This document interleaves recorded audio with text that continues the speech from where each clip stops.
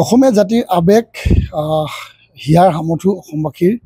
প্ৰাণ স্পন্দন স্বৰূপ জুবিন গাৰ্গ ডাঙৰীয়া যি ৰহস্যজনক মৃত্যু সেই মৃত্যুৰ লগত জড়িত ৰাইজৰ আদালতত ইতিমধ্যেই অভিযুক্ত বুলি চিহ্নিত হোৱা মূল কালপ্ৰিট শ্যামকানু মহন্ত আৰু হৃদয়ত শৰ্মাক আজি অসম আৰক্ষীয়ে জুবিন গাৰ্গ ডাঙৰীয়াৰ আজি 13 দিনৰ যি যোৰহাটত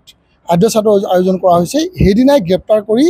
এটা প্ৰশংসনীয় পদক্ষেপ আচলতে গ্ৰহণ কৰিছে আৰু অসমবাসী ৰাইজে বহুদিনৰ পৰাই এই বিষয়টোক লৈ সৰব হৈ আছিল আৰু সকলোৱে কৈ আহিছিল যে অনতিপলমে এই কালপিত দুজনক গ্ৰেপ্তাৰ কৰিব লাগে আৰু কঠোৰ শাস্তি বিহিব লাগে।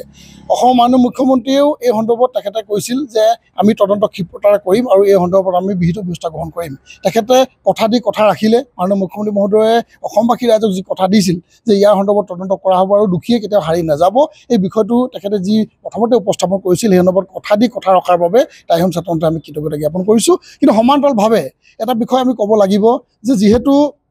অসমৰ মাননীয় মুখ্যমন্ত্ৰীগৰাকীয়ে গৃহ বিভাগৰ দায়িত্ব লৈ আছে আৰু এই দুজন কালপিতক গ্ৰেপ্তাৰ কৰিয়ে যদি দায়িত্ববিলাক সামৰি নথয়, ক্ষিপ্ৰতাৰে ফাষ্ট ট্ৰেক আদালতত এখেতসকলক বিচাৰ কৰি যাতে কঠোৰ পৰা কঠোৰ শাস্তি দিব পাৰে তাৰ কাৰণে আমি টাইহোম ছাত্ৰসন্থাই দাবী জনাইছোঁ। আৰু অসম আৰক্ষীৰ প্ৰতি টাইহোম ছাত্ৰ সন্থাৰ স্পষ্টকৈ আমি এটা আহ্বান জনাব বিচাৰিছোঁ। যিহেতু দুৰ্গা পূজা পৰৱ চলি আছে আৰু দুৰ্গা পূজাত সকলোৱে জানে যে দশমীৰ দিনা ৰাৱণ বধ কৰা হয়, গতিকে ৰাৱণ জ্বলোৱা হয়। সেইদৰে অসম আৰক্ষীয়ে যাতে এই দুজন কালপিত যিসকল ৰাইজৰ আদালতত ইতিমধ্যে দোষী সাব্যস্ত হৈছে, গতিকে ৰাইজৰ প্ৰতি লক্ষ্য ৰাখি জুবিন দাক ন্যায় দিয়াৰ স্বাৰ্থত কিন্তু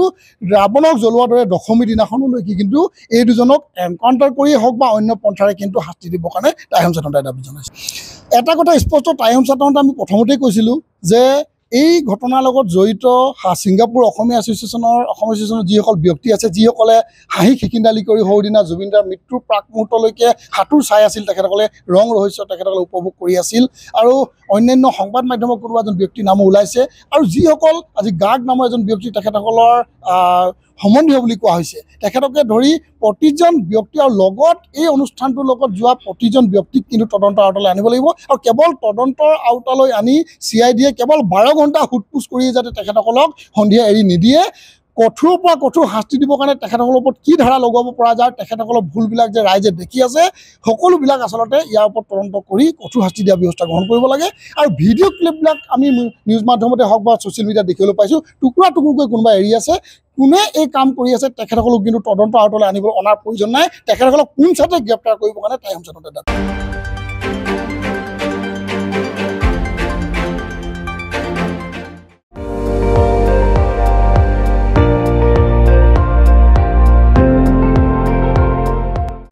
আপুনি চাই আছে ND24,